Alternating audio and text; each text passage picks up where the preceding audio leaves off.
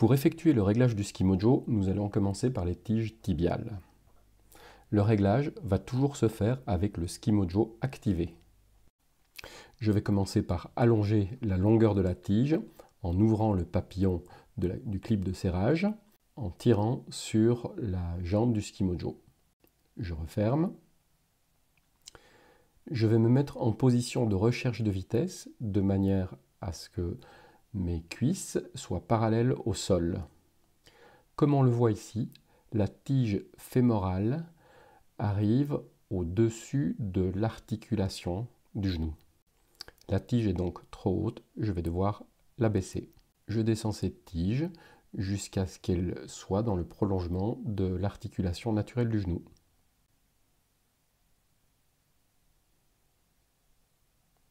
La tige est maintenant parallèle au fémur, c'est donc le bon réglage.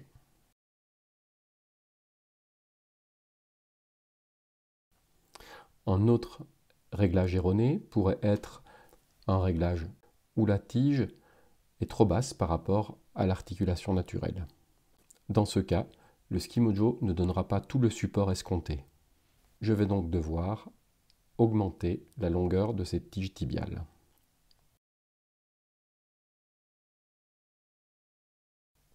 Passons maintenant au réglage de la tige fémorale. Nous allons commencer par un petit peu d'anatomie. Il va nous falloir trouver le grand trochanter. Une fois ce grand trochanter repéré, nous allons activer le Skimojo. Ici, le haut de la tige fémorale est réglé à 0. Elle est donc trop courte. Je vais donc ouvrir le papillon du clip de serrage et augmenter la longueur de la tige fémorale. Ici, le sommet de la tige fémorale est à la hauteur du grand trochanter. Je vais donc réduire la taille de la tige fémorale en ouvrant le papillon du clip de serrage, en faisant glisser vers le bas cette tige et en refermant le papillon du clip de serrage.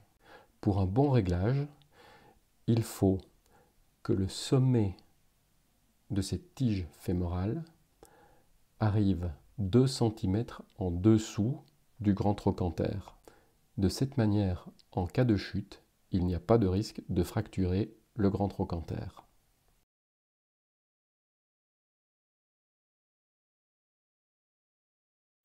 Enfin, terminons par le réglage du harnais. Ici aussi, avec le Skimojo activé, nous allons repérer le grand trochanter. Et la tige fémorale doit venir se positionner dans le prolongement du grand trochanter.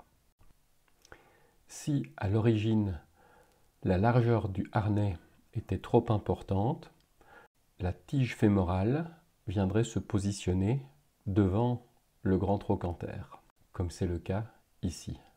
Il suffit donc d'enlever le velcro du harnais et de le reculer. Dans ce cas-ci, je l'ai reculé un petit peu trop et on voit que la tige fémorale vient se positionner derrière le grand trochanter.